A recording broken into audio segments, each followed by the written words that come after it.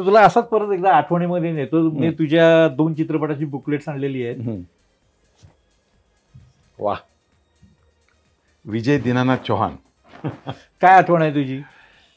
माझ्या खूप आठवणी आहेत. म्हणजे एकतर मी डायहार्ड फॅन बच्चन साहेबांचा. माझ्यासाठी ते या क्षेत्रातले देवच आहेत. बच्चन साहेबांबरोबर कधी भेट व्हावी, काय व्हावे असं स्वप्न होतं. पण मी इंडस्ट्रीत आलो आणि त्याच्यानंतर माझी 3री फिल्म पवळा झाली, पण पवळा रिलीज झाली नाही. नंतर रेशीम गाठी, वर्षा उसगावकरच्या अपोजिट, तो डॉक्टर श्रीराम लागू आणि सुभाष जोशी, आणि त्याच्यानंतर रंगत संगत. रंगत संगत नंतर एकापेक्षा एक सिनेमा मला सचिन पिळगावकर सरांनी विचारला. सतीश कुलकर्णी प्रोड्युसर. आणि तो सिनेमा झाला गोल्डन जुबली, म्हणजे massive hit. Exactly. Silver jubilee board लावून ठेवलेला असायचा. पाऊस येऊ काही येऊ, तिथं तारेन चिकटून लावून ठेवलेला होता प्लाझाला. त्यावेळेला मला, आम्ही पुण्यात राहत होतो तेव्हा मला सचिन सरांनी सांगितलं की अशोक, मुंबईला त्यावेळेला जुहूला सेंटर हॉटेल होतं.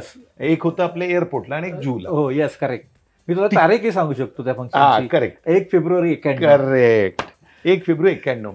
तर मी घरी पुण्याला बायकोला फोन केला. मी पुण्याला राहायचो त्यावेळेला आणि इथं पेंगेस राहायचो मुंबईला. तर मी सांगितलं असं असं बच्चन साहेब. तर ती म्हणे नसेल रे, तुला असं सांगितलं असेल. म्हटलं नाही नाही, बच्चन साहेब येत आहेत. आणि आम्ही सगळं तयारी वगैरे करून मी हॉटेलात उतरलो, गेलो फंक्शनला, आणि बच्चन साहेब त्या कार्यक्रमाला आले. वेळेचे इतके पाबंद आहेत की त्यांनी जो 8 वाजता, आम्ही म्हटलं तर बच्चन साहेब 9-10 वाजेपर्यंत येतील, पण तो सचिन सर म्हणाले की नाही सगळे हजर राहा. मग अशोक सराफ साहेबांपासून ते कुलदीप पवार, सगळे, अजित वाछानी वगैरे. आणि त्यावेळेला माझ्या माहितीप्रमाणे त्या सिनेमामध्ये निशिगंधा वाड आणि सुकन्या कुलकर्णी इंट्रोड्यूस झाले होते. एक्झॅक्टली. लक्ष्मीकांत होता, बेर्डे. आम्ही सगळे जमलो. 8च्या डॉटला बच्चन साहेब आले. आणि ती शाल वगैरे, शॉल, नंतर ते चुडीदार कुर्ता. आणि त्यांनी एक डायलॉग छान मारला की ते म्हणाले की तुम्ही सगळे नशिबान आहात की तुमची film silver jubilee golden jubilee झाली आणि तुम्ही सेलिब्रेशन करताय. पण मी आता इथून लिबर्टी टॉकीज, तेव्हा लिबर्टीला टाउनमध्ये प्रीमियर. तर करेक्ट. तर म्हणे हमचा माझा प्रीमियर आहे, म्हणजे ट्रायल शो आहे, उद्या रिलीज आहे. मला टेन्शन आहे फिल्म चालेल का नाही, तुम्ही सिल्वर जुबली सेलिब्रेट करताय. एक्झॅक्टली. आणि त्या बच्चन साहेबांकडनं सगळेच अवॉर्ड्स घेत होते सिल्वर जुबलीचं. तर मी तो अवॉर्ड घेतल्यानंतर मी त्यांच्या पाया पडलो. अरे आणि त्यांचे ते तेव्हा जे आशीर्वाद मिळाले ते मला आजपर्यंत कामी आले. ही माझी आठवण बच्चन साहेबांची होती. आणि ज्या वेळेला हा रोल मला ऑफर झाला त्यावेळेला मेहमूद भाई म्हणून प्रोड्युसर आहेत त्याचे, तर त्यांनी भोजपुरी फिल्म्स वगैरे केल्या होत्या, काही मराठी केल्या होत्या, स्वप्नील जोशीला वगैरे घेऊन. तर त्यांनी ऑफर दिल्यानंतर मी लगेच होकार दिला, कारण ते कॅरेक्टरच तसं आहे ते विजय नावाचं की तो काहीच करत नाहीये, पण त्याला काही झालं की ते सिक्वेन्स आठवतात. म्हणजे एखादा समजा आता स्मिता गोंदकर त्याच्यामध्ये इंट्रोड्यूस होती माझ्या अपोजिट, तर ती आवडली आहे. तर तिला प्रपोज करताना त्याला डायरेक्ट त्याचा डोळा असा लवतो बारीक बारीक, आणि त्याला एकदम झीनत अमानला जसं बच्चन साहेबांनी प्रपोज केलंय ते सीन पडतात, आणि ते झाले की तो लगेच तसं वागायला लागतो.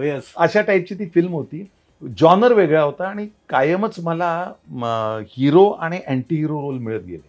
म्हणजे खलनायक म्हणण्यापेक्षा अँटी हिरो आणि नायक. त्यात हा विनोदी प्रकारचा असा नायक जो आहे, हिरो आहे पण तो विनोदी प्रकारचा असा करायला मिळाला. तो माझ्या अगदी म्हणजे आठवणीतला आहे. आणि ही फिल्म माझ्या माहितीप्रमाणे पडद्यावरती जेवढी गेली त्याच्यापेक्षा जास्ती टीव्हीवर डिजिटली ती खूपच चालली. यस, हा माध्यम बदलण्याचा फायदा आहे. अगदी अगदी अगदी.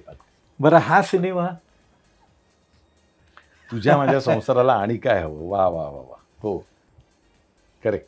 याच्यामध्ये उपेंद्र आणि तृप्ती भोईर होत्या, आणि ह्याच्यामध्ये मला विलनचा रोल होता. आणि खूप मजा यायची, कारण उपेंद्र आणि माझे सीन्स खूप रंगायचे.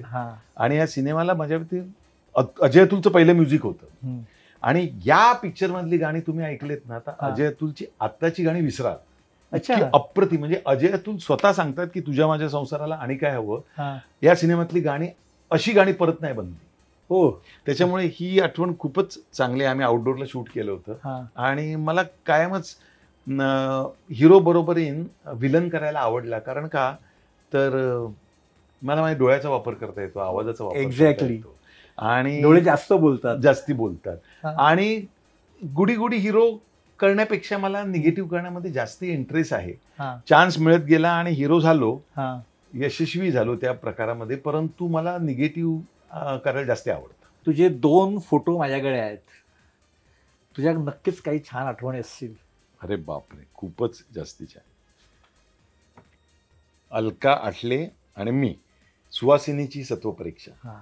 Superhit film all over Maharashtra. आणि या सिनेमामध्ये सावत्र आईनी त्याच्यावरती लहानपणापासून विषप्रयोग केल्यामुळे तो अधू झालाय डोक्याने.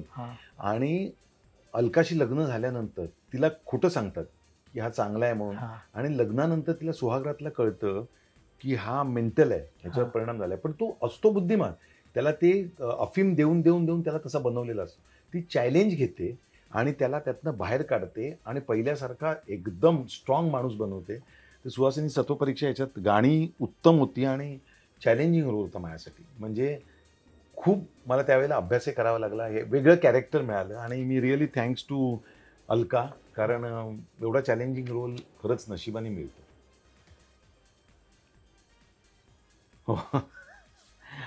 हा पण पुन्हा अलका, मला वाटतं अलका आणि मी 20-22 सिनेमे हिरो हिरोईन किंवा विलन आणि हिरोईन असे केले.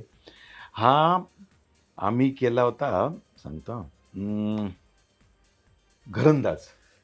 म्हणजे घरंदाज सिनेमा रवींद्र पन्हाळकर प्रोड्युसर होते आणि भास्कर जाधव कोल्हापूरचे डिरेक्टर होते. त्याच्यामध्ये अलका होती, नंतर प्रमोद शिंदे होते, तर निनाद काळे होते, उषा नाईक मॅडम होत्या.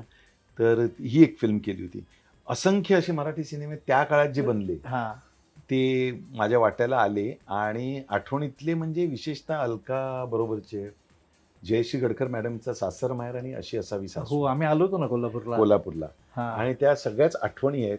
ते आपण जे म्हणतो ना की ते सगळं बॅगेज, ते सगळं पाठबळ आत्ता उपयोगी पडतं हे नवीन पिढीबरोबर काम करतं. मराठी चित्रपटसृष्टीमधील latest update, original web series, shows, गाणी आणि एंटरटेनमेंटसाठी आमच्या चॅनलला सबस्क्राईब करा आणि बेल आयकॉन दाबायला विसरू नका.